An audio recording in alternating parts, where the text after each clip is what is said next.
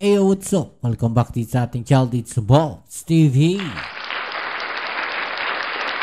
Alright, so tayo nagbabalik-balik mga babayan. At eto po, no, siguradong sa panahon ngayon mga babayan, baka umiikot na po ang puwet netong si Senator Bongo. Grabe po, no, ang mga nangyayari sa kanya ngayon mga babayan. Dahil nga po, no, nakaraan ang balita, no, baka isunod na po sila, no, na hulihin ng ICC mga kababayan. At ngayon naman, no, ito naman pong si Senator Trillanes mga kababayan, dating Senator Trillanes, no, magsasampa daw po, no, ng 7 bilyong pisong kasong plunder, no, dito po kay Senator Bongo sa Ombudsman mga kababayan. Yan po ay kaugnay ng mga maanomalyang flood control projects na di umano, no, kinokonekta itong si Senator Bongo, no, dito po sa mag-asawang Diskaya mga babayan. Dahil po dun sa construction company, no, na CLTG ng kanyang ama, kung di ako nagkakamali mga babayan, no, correct me if I'm wrong, no. At sinasabi nga po ni Senator Bongo, wala naman siyang pakialam doon, no, wala na siyang wala siyang impluwensya po, no, doon sa sa construction company na yon, no, o sa mga proyekto na nakuha ng kumpanya na yon. Maniwala naman kaya kayo mga kababayan? No, dahil karamihan nga po ng mga proyekto, no, na nakuha nung CLTG construction na yon, no, kumpanya na yon, no, mga kababayan, nagfo-fall nung panahong ang Pangulo ay dating Pangulong Duterte. Okay. So panoorin natin tong balita na to mga babayan, na kung saan, no, kinukonekta po, no, itong dalawang to, si Senator Bongo at mga Diskaya, dahil po do sa di umano'y joint venture, no, ng kanilang kumpanya mga babayan. Okay, so tara, let's go. Iniimbestigahan ng DPWH ang umano'y joint venture o pagsososyo sa negosyo ng pamilya ni Senador Bongo at ng mga Diskaya. Di ba bawal yan mga kababayan? Di ba? Di ba? Merong batas po na pinagbabawal po yan.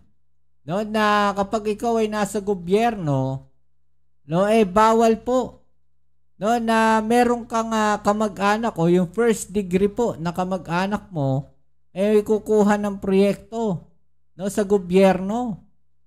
Di ba mga babayan? Bawal na bawal po yun.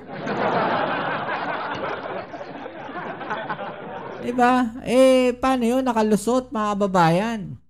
No, na nakakuha, di umano, ito pong kumpanya ng kanyang ama na CLTG mga babayan. No? Nakakuha po sila ng proyekto diyan po sa DPWH mga babayan. Di ba? Bawal naman daw po yun. Tuloy natin. Ang ugnayang ito umano ang dahilan kaya pinoprotektahan ng mag-asawang Diskaya si Go ayon kay Ombudsman Boying Remulla. Nako, kaya pala. Totoo kaya? No, na si Senator Bongo ang pinoprotektahan ng mga Diskaya? Ha? Totoo kaya yon mga kababayan? Ano sa palagay ninyo? No? Kaya pala biglang umatras? No? Kaya ba biglang umatras itong mga Diskaya?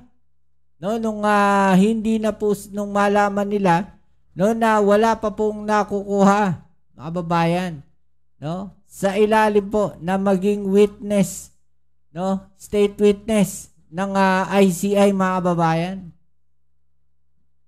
Kaya umatras ba itong mga Diskaya? Bakit kaya mga babayan, no? Sabi pa ng Ombudsman, posibleng pinoprotektahan din ng mga Diskaya ang mag-inang Senador Mark at Cynthia Villar. Sinisilip naman ng opisina ang mga proyektong napunta sa kapatid ni dating Senador Bong Revilla. Nakatutok si Salima Refran.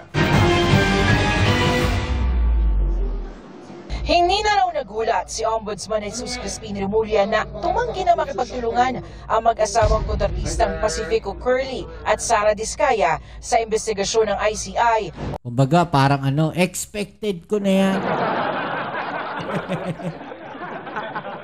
Actually, yan din yung sinasabi natin dati pa no?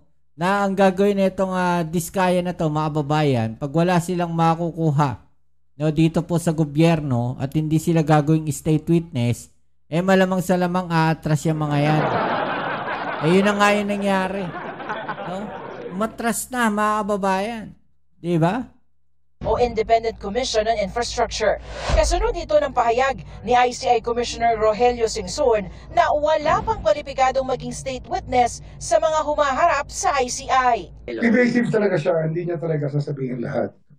Selective lang. Meron siya selective recall ng mga bagay-bagay. Kaya raw pili lang ang impormasyong inilalabas sa mga Diskaya. Ang sabi ni Remulla, meron daw kasi silang pinoprotektahan. He's protecting people, like Bongo. Kasi nga, yung joint venture nila, 8 projects worth 800 million, doon sila simula lumaki. But they will not talk about it. Ang tinutukoy ni Remulla, ang mga joint venture na pinasok ng mga Diskaya sa pamamagitan ng kanilang St. Gerard Construction kasama ang CLTG Builders na kontraktor na pinangangasiwaan ng ama at kapatid ni Senador Bongo. Ang mga joint venture nangyari mula 2017, panahong Special Assistant Pasigo ni dating Pangulong Rodrigo Duterte. Di ba mga kababayan? Di ba nasa batas nga na bawal ka na mangontrata sa gobyerno, especially sa ganyan, sa mga DPWH, government project. Pagka meron kang kamag-anak na nagtatrabaho sa government, especially, ito parang assistant siya ni dating Pangulong Duterte. Di ba? Tapos first degree pa. Tatay tsaka kapatid. Di ba mga kababayan? So, medyo may doon, may violation doon mga kababayan. Kasama ito sa mga tinanong sa mga Diskaya sa State Witness Evaluation at case build-up ng DOJ. Sabi nila they had to go through a mediator, tapos lisensya lang daw na ginamit nila. Ang ginamit ng kabila. Hindi daw siya nakialam, binigyan daw siya ng 3%, parang ganun. Hindi daw naniniwala, hindi siya ganun Pastor yan. Kausap na raw ng Office of the Ombudsman ang DPWH kaugnay ng investigasyon tungkol dito. We are looking at connections between the Diskayas and CLTG Corporation. Ang daming kontrata ng mga Diskaya. Libo. At meron na kaming plano at meron na kaming mga gagawin sa mga susunod na araw to look at those, specifically at those contracts of the Diskayas during the previous administration. Pero bukod... Diba mga babayan? Paano masasabi ninyo dyan kung ganyan po yung nakikita natin? Diba? Ito naman yung sinasabi ni dating Senator Trillanes na meron po siyang ebidensya laban dito kay Senator Godao at pamilya nito, kaugnay daw po ng flood control scandal na yan mga kababayan.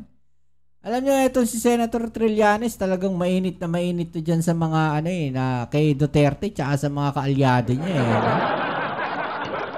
Tsaka labas siya ng labas ng mga ebidensya. Yung kanyang mga nilalabas mga kababayan. Diba? Panoorin natin to. Para maliwanag, na nakakuha ng 7 billion pesos worth of projects yung tatay at kapatid ni Bongo because of the influence nilang dalawa ni Duterte. Walang pwedeng ibang dahilan kung paano nila nakuha yun.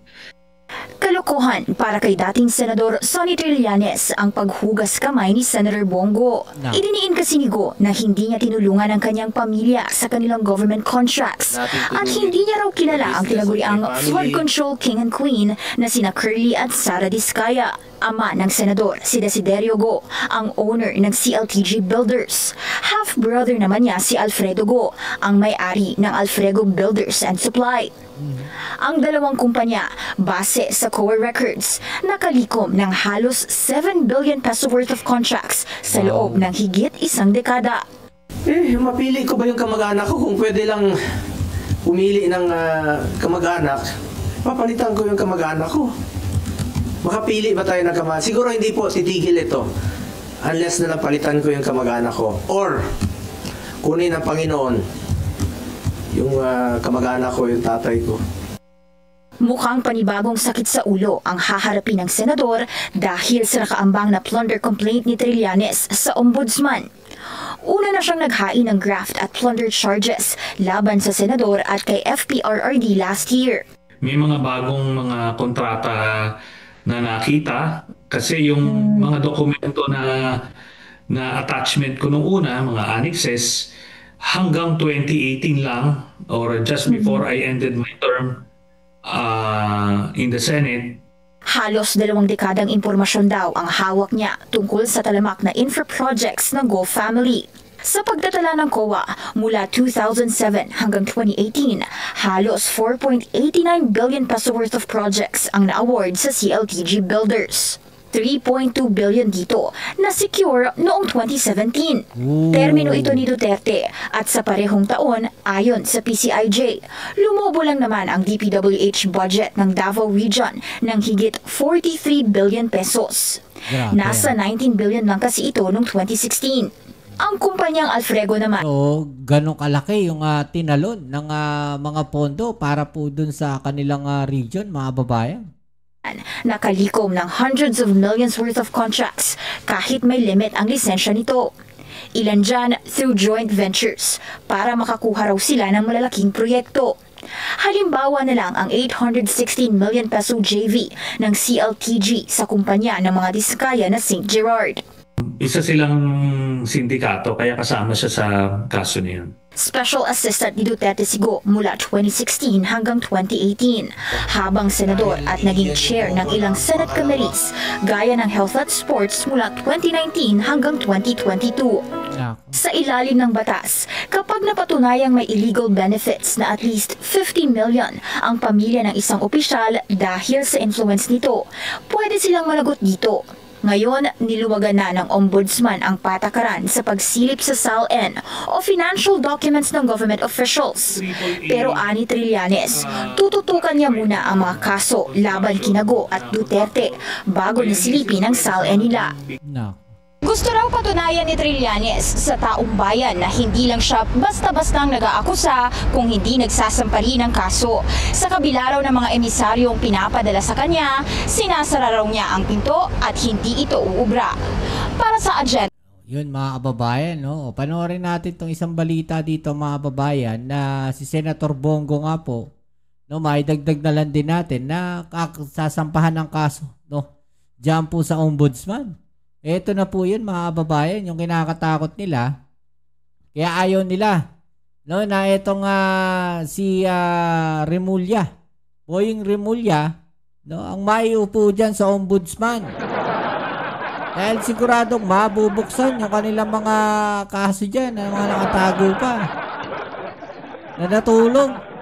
O, tuloy natin. A former senator is bent on pinning down Senator Bongo over his family's supposed kickbacks from government infrastructure projects. Let's get the details live from Hannah T. Hi, Hannah. Welcome back. What can you tell us about this? Thank you. My former Senator Sonny Trillanes is not buying Senator Bongo's claim that he had no hand in his family's government contracts under the Duterte administration. He is set to file a plunder complaint against Go. Trillanes says it's common sense that with Go's influence under former President Rodrigo Duterte's term, his family was able to garner about 7 billion worth of infrastructure projects. Grabe, laki, no? Itong kanyang mga sinasabi na wala siyang kinalaman doon ay malaking kalokohan yan. Isa silang sindikato kaya kasama siya sa kaso niyan. Si CLTG Builders, owned by Go's father, entered into a joint venture with the Discayas St. Gerard Construction in 2017 and bagged about 5 infra projects worth 816 million pesos. Go says he does not know the Discayas, adding he observes delicadeza and never facilitated his family's government contracts. Trillanes, who earlier filed graft and plunder charges against Go and FPRRD before the Justice Department, is set to refile a plunder complaint, this time before the Ombudsman against the senator next week. May mga bagong mga kontrata na nakita kasi yung mga dokumento na attachment ko nung una, mga annexes, hanggang 2018 lang or just before I ended my term in the Senate. Alright, so yan mga kababayan, no? Grabe. No, mukhang matutuluyan na itong si Senator Bongo dito, mga kababayan, kung sakaling matutuloy po, no? O kung sakaling gagalaw, no? O gugulong na itong kasong plunder laban po sa kanya. Kababayan, medyo malaki-laking halaga po ito. Kasi 50 million lang kung di ako nagkakamali. No, po pwede. No, pagka lumagpas ka po doon, plunder case na po yun, mga kababayan. Okay, so ano masasabi po ninyo dyan, no? I-comment sa ibaba nyo mga opinion na atin yung pag-usapan. Alright? So yan muli, maraming salamat sa lahat ng mga patuloy na kasuporta dito sa ating channel. Kita-kits po tayo sa ating next video upload. Ito muli yung Kuya Mobsit sa Mobs TV. Peace and hell.